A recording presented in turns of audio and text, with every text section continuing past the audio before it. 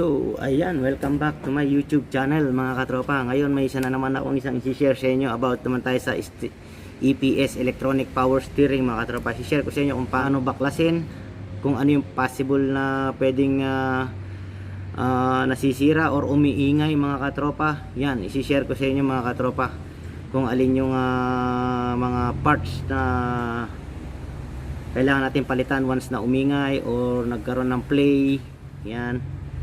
So, i-share ko sa inyo isa-isa. Bubuksan natin mga tropa para makita nyo. Ito yung model ng mga steering EPS, model ng mga European car mga katropa sa Europe. Yan. So, yung sa mga Asia car, gaya ng Hyundai, Mazda. So, yung motor niya ay nasa may steering mga katropa. Nasa steering yung motor niya. Sa manibela dito, nandito. Pero yung sa pagbaklas, ganun din mga katropa, madali lang mga katropa yung pagbaklas ng motor at kung alin yung ating papalitan mga katropa. So yan, maraming salamat sa pagsuporta sa aking channel, lalong lalo na yung mga beginners, subscribers, saka mga youtubers, at lalong lalo na yung mga viewers. Yan mga katropa, sa pag-view sa aking content, wag nyo skip yung ads para makatulong sa ating channel mga katropa na mag-grow. Yan, maraming salamat sa pagsuporta mga katropa. So ano pang hinihintay natin? Umpisahan na.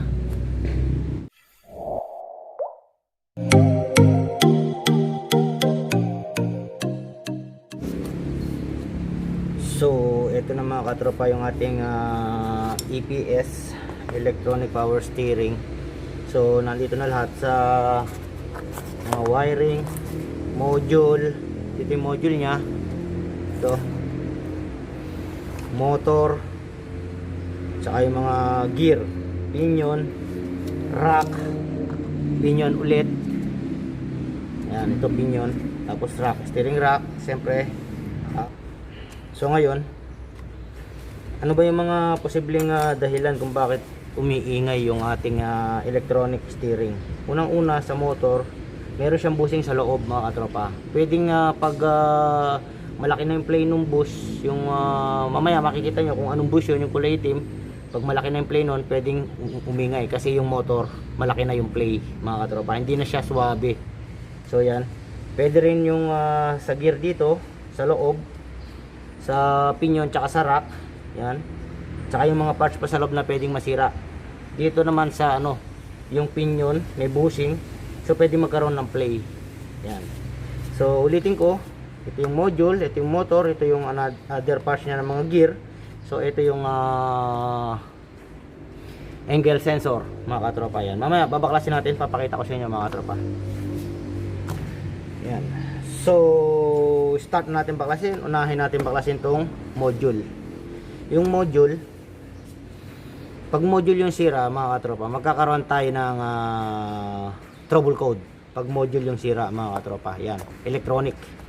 So module yung mababasa niya, electronic. So pag naman wala sa angle yung nyo, siyempre sa angle sensor tayo mga katropa. Yan, madali lang naman magano ng EPS mga katropa kung ano yung sira, kung module ba o motor. Pag module, siyempre apektado na yung motor.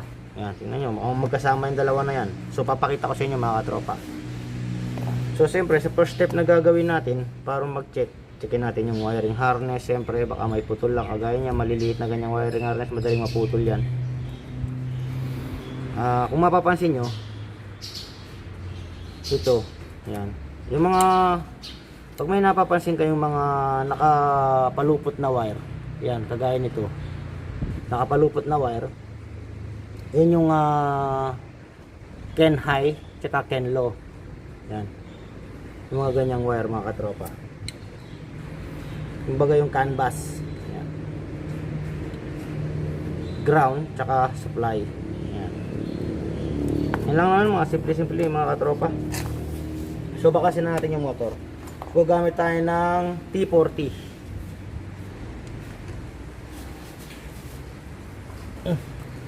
Yan, T40. Bakasin muna natin ito sa socket. Wire nakakonect. So yun, para maano nyo rin, para hindi kayo matakot magbaklas ng steering motor. Lalo na sa mga Vios, yan, Hyundai, Mazda. Madali lang mga katropa kung magpapalit na tayo ng bus. Mamaya makikita nyo sa loob kung alin yung bus na sinasabi ko. Baklasin muna natin. So gamit tayo ng T40. Yan.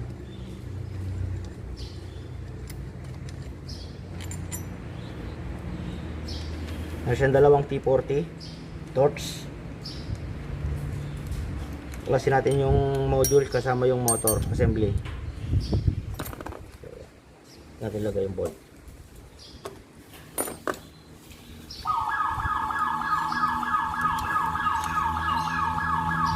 So ito yung motor. So ito yung motor niya mga katropa, yan. Motor. So ina-operate niya ng module. Ito yung module niya. So ito nga pala yung Peugeot 5008 steering. Yan. Motor, siyempre harness. Yan.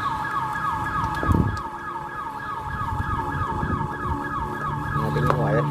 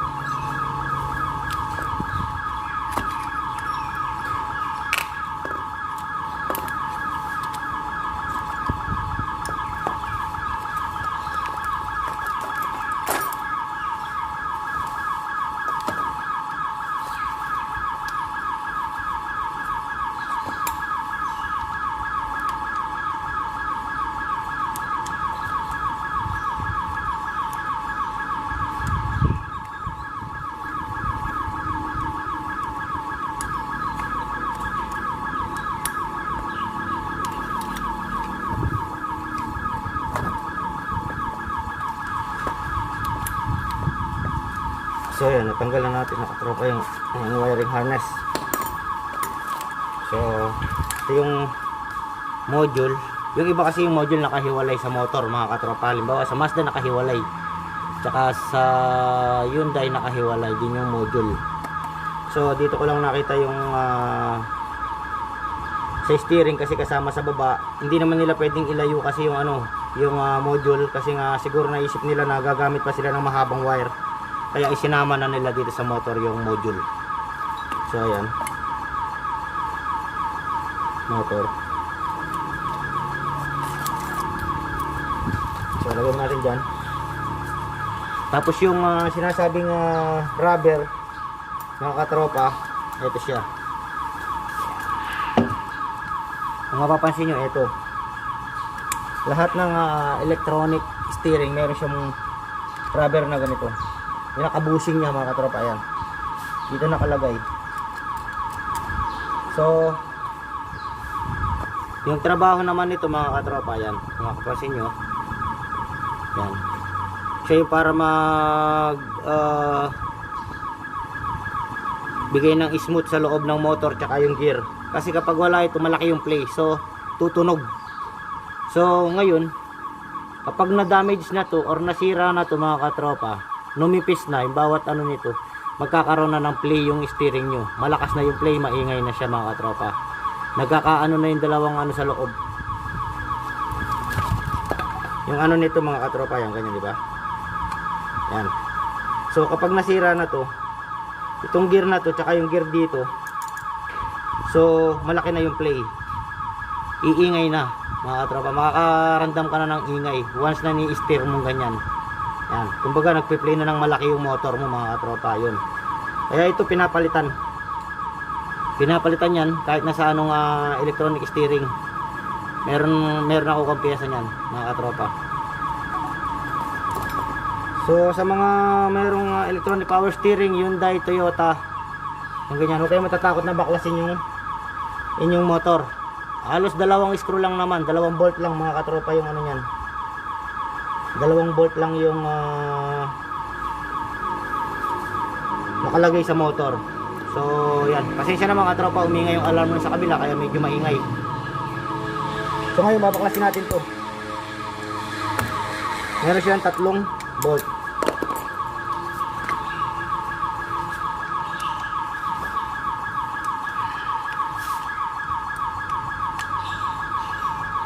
Yan. Para makita nyo rin yung loob mga katropa. Tanggalin natin itong cover. Gamitin natin ng T30.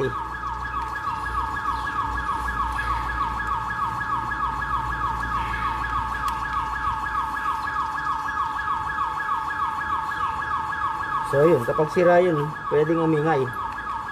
Kapag sira din yun nandito sa loob, malamang pwede rin umingay.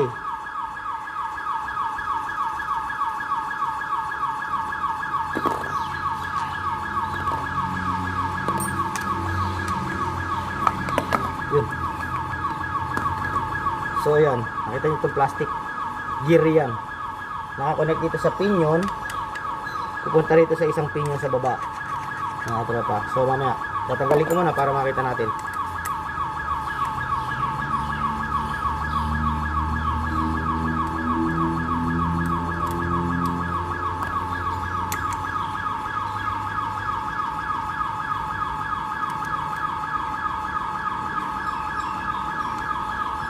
So ganyan yung pag-check ng ano, para makita nyo kung alin yung may damage, kung bakit siya umiingay mga katropa.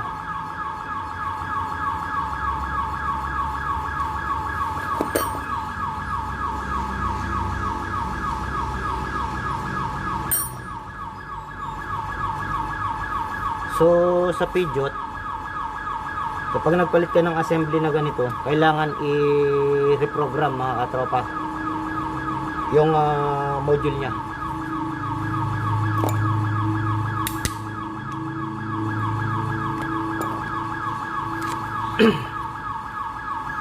Ito siya ata.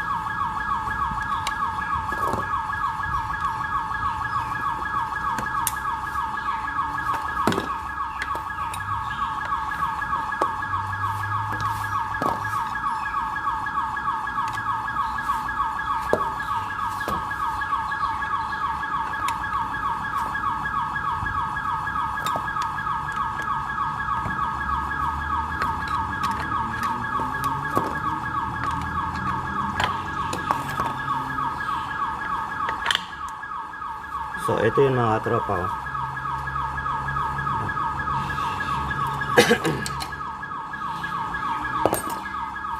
Pinion pa rin mga tropa, nakakonect dito sa plastic gear. Kaya pag nasira din tong plastic gear, magkakaroon din kayo ng ingay mga tropa. Yung gear na yan, gear yan eh. Ano, pag iniikot ko rito, umiikot. Kasi connected siya rito sa pinion. Yan mga katropa. So yan, pinion. Diba? So ito yung gear nya. Tapos may mga grease. Yan. So yan lang yung design ng ano. Dito naman yung nakaka-connect yung motor. Yan. Yung bushing natin nandito yan. Magkaasawa to, tsaka yung motor.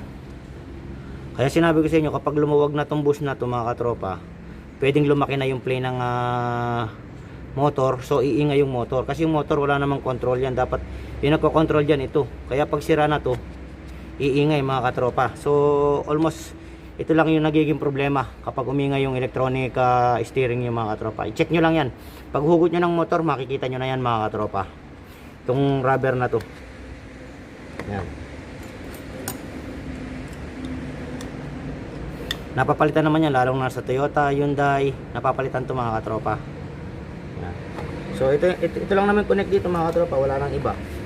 Tapos ito yung pinaka stopper nya mga katropa, kung mapapansin nyo ito.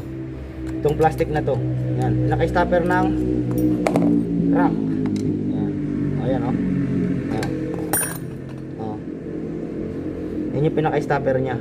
Kaya pag napudpud na yan, isa rin sa magkakaroon ng play yung inyong rack. Yan. So pag nagkaroon ng play itong rack, isa rin sa magiging dahilan ng ingay. Bawa okay itong rack inyo, tie rod, tapos nalubak. Pwedeng panggalingan ng ingay yan kasi nagra-rattle o nagba-vibrate mga katropa. Pag once na malaki na yung play. Ngayon, ito naman yung kanyang steering angle sensor. So tanggalin natin. Yo, tigas. Ayan.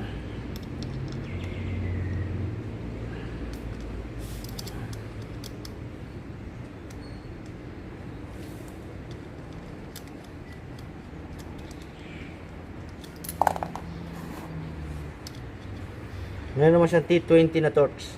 Puro torch yung ano niya mga katropa, para mabuksan.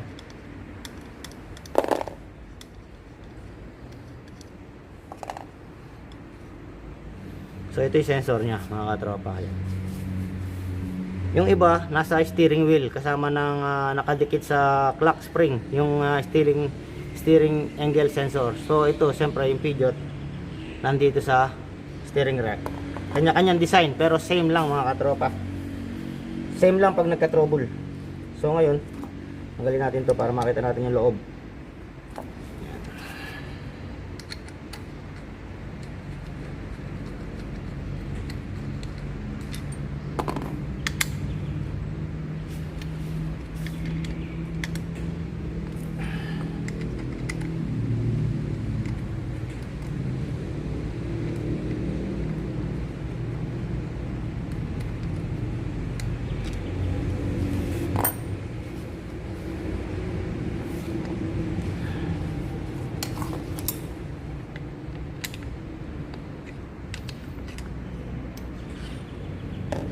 So, yung mga katropa, andyan din yung ano nya, nakadugtong din yan, ganito mga katropa. Yan. So yan yung sensor nyan, kasama nito, sa loob. Yan, dito sa loob. So ito yung gear. Dito nadidetect yung ano, yung pag-ikot ng steering, nadidetect nya mga katropa. Yan, may o-ring. So ayan, tapos dito yung ano, yung adjustment ng pre-play ng ano, ng ating pinion tsaka rack. Yan. Pag umiingay, pwede nyo ring adjust. Pero buksan natin to para makita natin mga katropa. Medyo matigas lang to. Yan. Suko tayo ng ratchet para mabilis. Gamitin natin ang ratchet.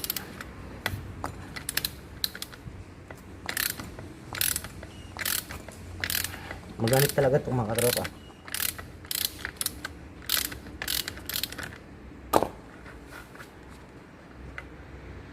So ayan, mapapansin nyo kagaya lang ng normal na steering.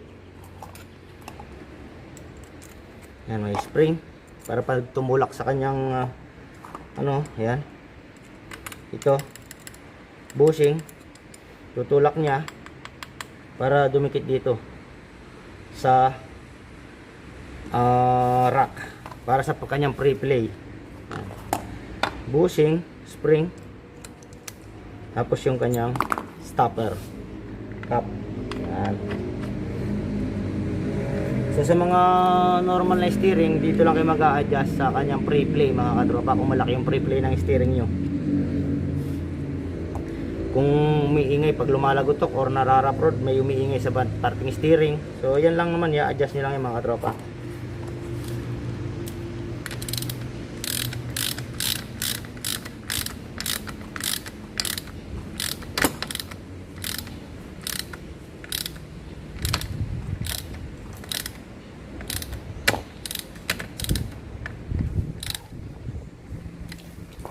So yan, yan lang naman yung parts niya mga katropa ng ating electronic.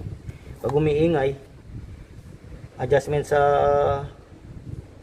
pin, sa rack, yan. Dito wala siyang adjustment. Kumbaga meron lang siyang pinaka-stopper. Ayan, itong itim na to. Kaya pag pudpud na tong itim na to, yan.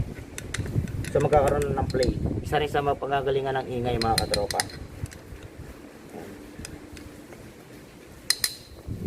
So pagdating naman sa motor, yung bushing na to, yan mga katropa, yung papalitan nyo. Siyempre first step muna kayo rito. Yan, lalong lalo na sa Hyundai, Toyota, yan, Kia, mga bago, yung mga electronic steering. Basta electronic steering mga katropa. Yung mga madadaling baklasin, yung nasa ibaba ng pedal, yung mga madaling baklasin. Sa Mazda meron din yan. Lahat mga katropa meron ganito. So yun, pagdating sa ingay, yun lang yung posibleng panggalingan mga katropa. Siyempre i-check nyo yung maigi, yung clearance ng motor, tsaka itong clearance nito. Ito nga yun. Once na pudpud na, iingay. So marami na ako nagawa, Hyundai, umiingay. Ito yung sira. Yan.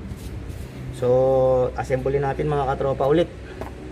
So sa pag-assemble naman, madali lang mga tropa kung paano natin binaklas. Ganun din natin ikakabit siyempre. So umpisa na natin dito. Yan, nandito yung steering angle sensor. Huwag yung kakalimutan mga katropa. Yung sa iba nasa may ano, nasa steering.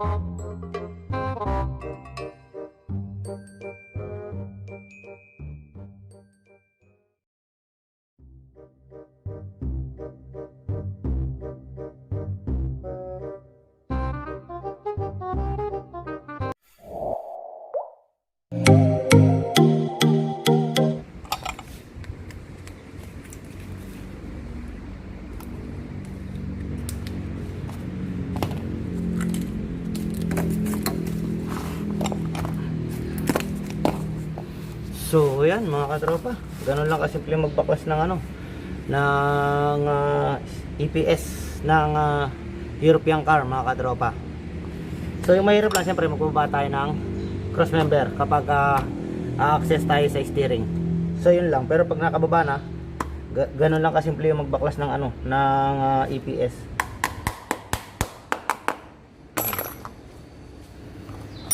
Wala naman kahirap-hirap mga katropa kung magpapalit lang tayo ng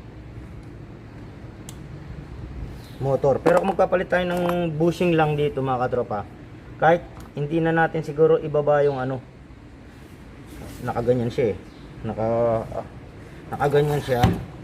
So nandiyan yung screw nya. So kung madudukot natin tong bolt tsaka itong bolt torch dito, pwede natin siyang i-giveaway ng konti kung meron siyang place kung meron space para i-giveaway, at dukutin natin yung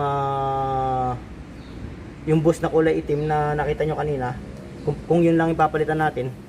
So baka pwede pa mga katropa, basta mayroong space na pagdudukutan nun. Pwedeng yung kasi yung umingay motor tsaka itong gear, nagkakaganyan na sila mga tropa, tug tug tug tug tug tug tug. Kaya pag ganyan nyo, kasi habang ini-steer nyo yung steering yan mga katropa, nasa sense yan, pupunta sa module. Yung module naman, iaano tong motor, kung gaano baka steady yung gagawin nitong motor para makontrol niya mga katropa. Steering niya tug tug tug tug tug, pupunta rito, pupunta rin sa motor. Yan, papagaangin ng motor, i-operate niya yung motor para malambot yung ano, yung steering. Dito wala nang connect yan mga katropa, sa angle sensor na lang yan. Dito, ito kasi pupunta sa steering. So kakaganyan nyo, yung motor yung nagha-handle dyan. Punta rito, paggalaw nyo, pupunta rito, yan, pasok dito, pasok dito.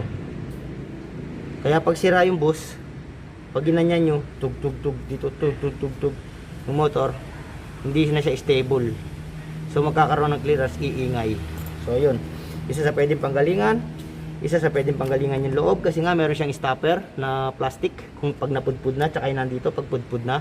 Pero siguro sa European car yung pinaka na-observe ko sa Peugeot, hindi basta-basta nasisira yung dito yung ano nila dito. Palagi ko masisira yung dito. Yan sa motor, gear, yan. So kaya nga binuksan natin para makita natin kung alin yung pwedeng panggalingan ng umiingay. Kung dito ba o dito ba or dito ba, kasi ito sa European car umiingay yan pag ganyan, pag ginaganyan mo. Yan. So posibleng dito, posibleng ito or dito sa motor. Kumbaga hindi na sila nag-aano. Yan, kahit buo pa yung bus, so parang mayroon ng laban. Wala naman siyang trouble code. Kaya sa mechanical yung problema, mga katropa. Nang pinapalitan ko ng steering ng Peugeot. So pag nagpalit naman kayo ng steering ng Peugeot, so kailangan nating program yung kanyang module para magbalik sa normal. Pag hindi nyo pinogram, maida-drive nyo naman mga katropa, walang problema sa pagdadrive. Kaso nga lang, nakailaw yung EPS nyo. Yan. Kumbaga, i-reset nyo o di-delete nyo yung code kasi nga nagtanggal kayo ng socket. So yun mga katropa, yung ano ng electronic. Pag may problema kayo sa angle sensor, ma-detect naman yan. So yung ano nyo lang, yung angle sensor yung problema. Ganun lang mga katropa, lalo na sa kahit na sasakyan, basta merong angle sensor, merong ano, punta lang kayo sa sensor nya sa steering, kasi yun yung nagde-detect ng angle ng steering nya So siyempre pag nawala sa alignment, pwede ring mawala sa angle yung ano nya, madidetect ng sensor na wala kayo sa center ng steering. So yun mga katropa, yung simple at basic explanation ng ating EPS. Binuksan ko para makita nyo, para magkaroon kayo ng idea mga katropa. Sa Asia madali lang, nasa ilalim lang ng pedal, dun pwedeng dukutin. Sa Mazda, Hyundai, Toyota, yan. Na-observe ko pagka mga European car nakasama sa steering mga katropa. Pero meron din ako napansin na Honda, ganyan, meron din natin malapit sa steering. Pero almost your European car nasa steering mga katropa. So yun mga katropa, sana nakakuha kayo ng idea about sa EPS. Yan. Pag electronic na, siyempre wala na sa mechanical yung problem niya. Nasa module na mga katropa, or socket, or CAN bus, CAN low. Hindi na nagko-communicate. Pag hindi nagko-communicate yung module niyo sa, halimbawa sabi lost communication with EPS. Yan. Pwede kayo sa EPS module, pwede rin kayo sa CAN bus, tsaka sa CAN low, CAN high, pwede rin mangyari, baka putol or shortage or nag-ano na yung wire nyo mga katropa, yun pwede. Pag sa mga lost communication, yan, madali lang naman, lost communication of ECU, lost communication of TCU, yan, lost communication of power control module, di ba? Lost communication of BCM, mga ganon. Pag lost communication, kung hindi yung module, check nyo muna tong lahat yan merong ano, CAN bus saka CAN high wire. Yan, yun yung titikin nyo mga katropa. So ayan mga katropa, sana nakakuha kayo ng idea sa aking basic and simple explanation about EPS. Paano magbaklas, yung mga possible ano nya, pwedeng tumunog. So ayan, na-i-share ko na sa inyo mga katropa. Kukunin nyo na lang yung idea once na mangyari sa inyo yung ganyan na situation. So sa akin, simple lang mga katropa. Hindi na natin pahirapan, diretso tayo. Ayoko nang paligoy-ligoy pa mga katropa. Kailangan i-ano natin lahat ng pwedeng panggalingan, i-share natin lahat. So ayan mga katropa. So ayan mga katropa, sana nakakuha kayo ng idea sa pag-share ko sa inyo kung paano natin baklasin yung EPS at yung mga simple at basic na kung ano yung mga pwedeng panggalingan na ingay, kung ano yung mga dapat natin palitan, yung mga basic, yan, yung mga about sa electronic, simple lang. salita lang.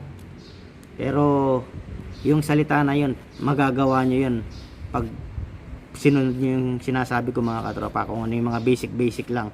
Basic lang yun, makukuha nyo na yung trouble mga katropa. So yan, maraming salamat sa mga sumusuporta sa aking channel mga katropa. Sana nakakuha kayo ng idea about sa ating EPS, Electronic Power Steering. Yan, magmula sa module, sa wire, sa motor, sa mechanical nya mga katropa. So yan, sana makatulong sa inyo balang araw once na dumating yung problema sa inyo, lalong lalo na yung mga owner, para magkaroon ng idea sa about sa kanilang sasakyan.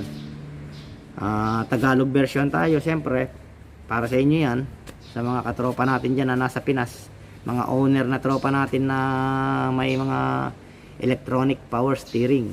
So yan mga katropa, maraming salamat sa pagsuporta, lalo sa mga YouTuber, subscriber, viewers. Yan, sa mga hindi pa nakapag-subscribe, hit nyo ang notification bell, hit nyo ang subscribe button para lagi kayong updated sa aking mga bagong video mga katropa. Baka makatulong sa inyo balang araw ang aking mga content. So hanggang sa muli, stay safe, stay tuned, God bless, bye, thank you for watching mga katropa.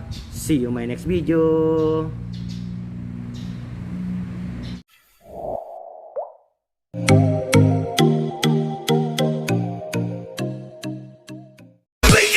Me.